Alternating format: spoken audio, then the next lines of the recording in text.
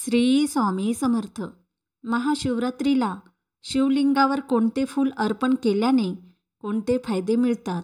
नक्की वाचा. मोगरा. मोगरा हे फूल त्याच्या सुगंधासाठी ओळखले जाते.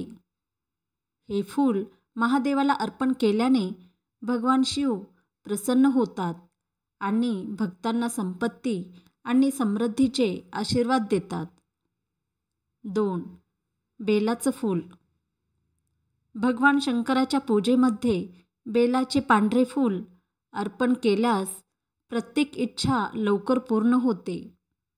धार्मिक श्रद्धेनुसार ज्या लोकांना लग्नाशी संबंधित समस्या आहेत त्यांनी हे फूल अर्पण केल्याने त्या समस्या नाहीशा होतात.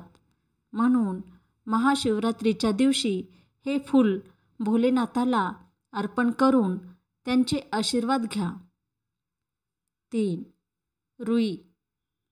शिवपुराणात सांगितले आहे की जे लोक भगवान शंकराला रुईचे फूल अर्पण करतात त्यांना मोक्ष प्राप्त होतो.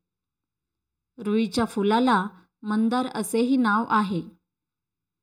अशा स्थितीत या महाशिवरात्रीला भोलेनाथाला पांढऱ्या रुईचे फूल अर्पण करावे. यामुळे तुमची मोक्षाची इच्छा पूर्ण होईल. जुई. फार कमी लोकांना माहीत असेल की जुईचे फूल भगवान शंकराला अर्पण केले जाते.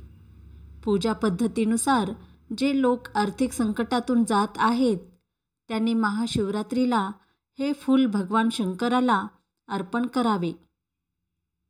हे फूल अर्पण केल्याने महादेव प्रसन्न होतात आणि त्यांच्या आशीर्वादाने घरामध्ये धनधान्याचा साठा कायम राहतो. कण्हेरीचं फूल.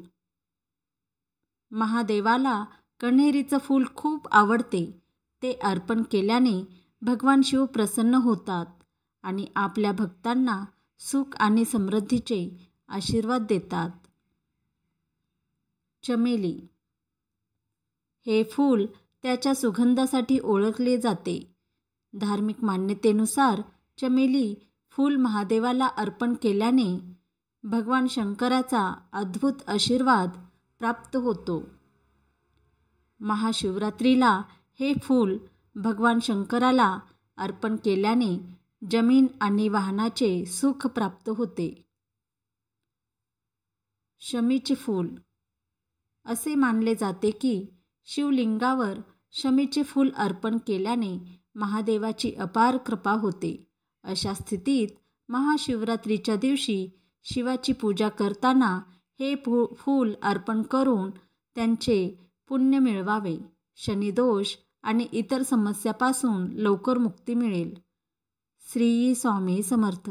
तुम्हाला जर ही माहिती आवडली असेल तर व्हिडिओला लाईक करा आणि चॅनलवर नवीन असाल तर चॅनलला सबस्क्राईब करायला विसरू नका.